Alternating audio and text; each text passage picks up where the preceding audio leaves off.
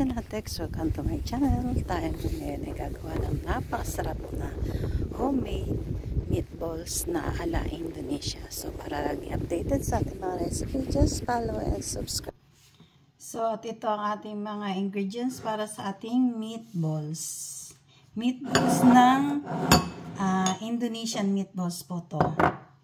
So ang ating mga ingredients ay meron tayong tapioca. So, tapioca yung ating gagamitin.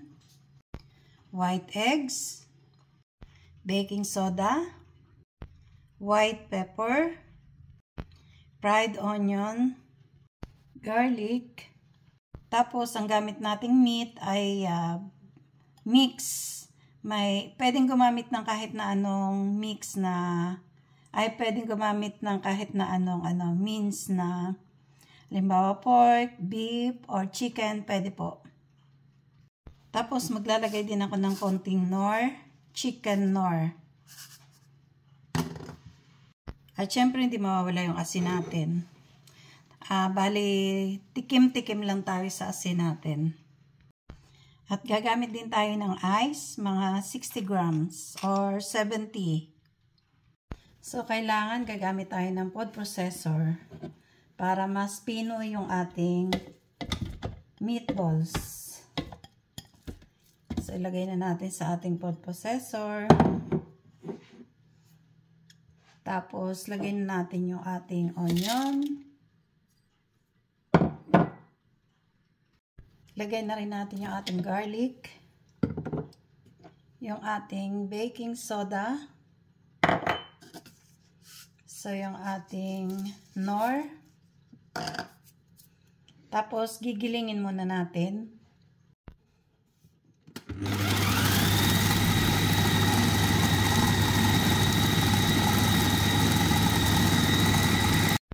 Lagay na rin natin yung ating white pepper.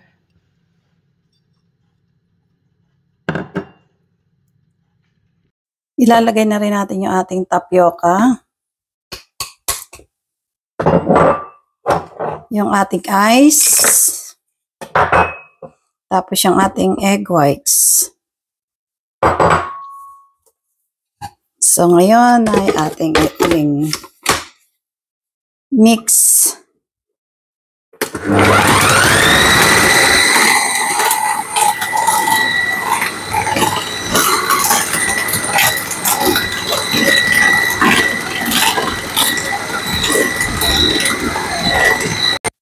So, yung ating nga palang salt, munti ko nang makalimutan, ha?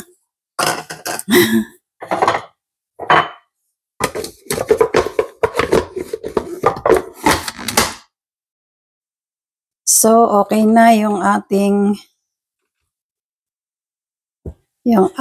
meatballs. Ayan, no? Ganito dapat, pinong-pino. Ito, pinong-pino siya. Meron man siyang yung parang yung halimbawa yung sibuyas, okay lang yun. Pero yung karne kailangan pinong-pino siya. Yan. So okay na to. Gagawa na tayo ng meatballs. So ngayon may pinakulo na tayo ditong sabaw o pwede namang kahit tubig lang yung gagamitin natin na paglulutoan natin ng ating meatballs kung ating isisave yung meatballs. Pero kung lulutuin mo na ng soup, as a soup, pwede na kayong gumawa na halimbawa may buto-buto kayong pinakulo. Katulad nito, may buto-buto akong pinakulo. Tapos dito ko ihuhulog yung aking meatballs. Tapos yung natira kong, yung hindi ko magagamit na meatballs, ipipreaser ko yon kasi ito pwede naman po siyang pang-freezer. So, pag kumulo yan, maglalagay na tayo. So, ganito lang yung aking paggawa. Naglagay ako ng konting mantika para hindi masyadong kumapit. Ganyan lang ako. Kukuha ko ng konti. Tapos, ginaganyan ko lang siya. Tapos, ihuhulog na natin dun sa sabaw. Depende sa inyo kung gaano kalaki yung gusto nyo na meatballs. So, ngayon, ihuhulog natin dahil kumukulo na. Yan. So, continue lang natin yung paghulog natin ng meatballs. Yan. Hindi na natin kailangang bilog-bilogin na sobrang ganda. Sobrang pinong-pino po to.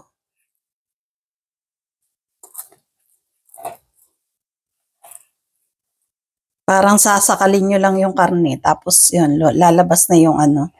Yan, no? Diba? Yan.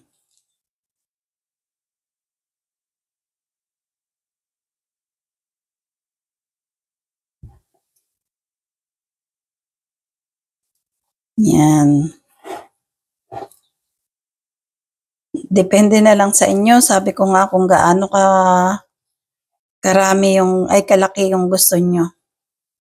Kung ititinda mo naman, ay liit-liitan mo ng konti para hindi ka lugi.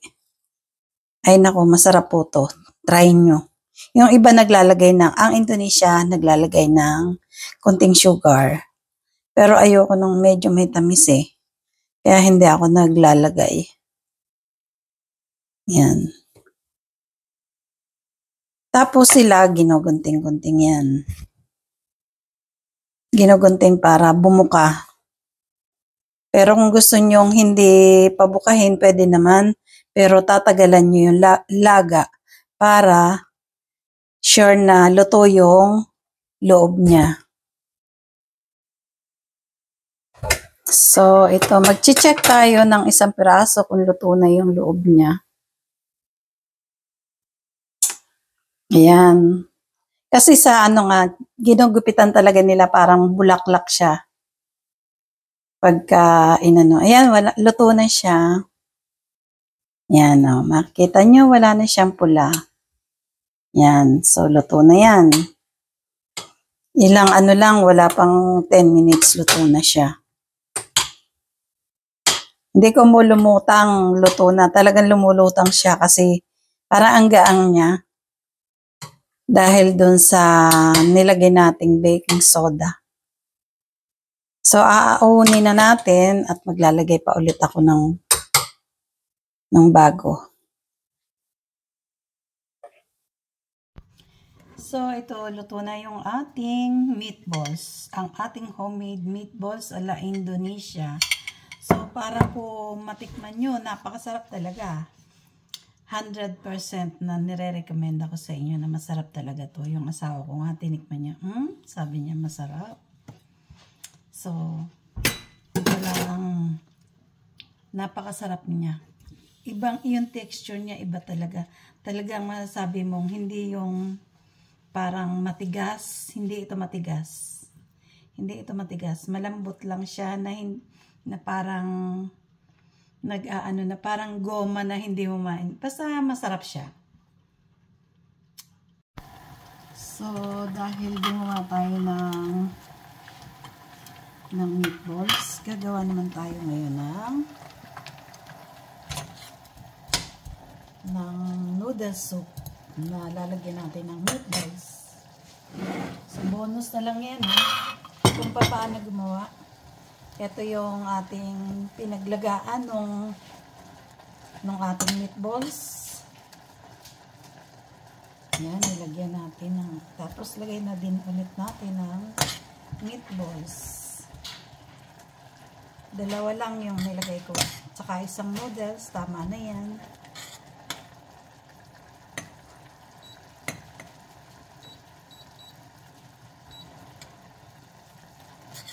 Ayan. So, gumawa ako ng konting slurry. Yung ating slurry, yung tapioca din siya. Konti lang siya, para lumapot yung ating noodles. Ayan. Konting palapot lang. Ayan, ganyan ang lapot. Tapos, maglalagay ako ng egg. Pagkulo nito, kailangan natin lagyan ng egg.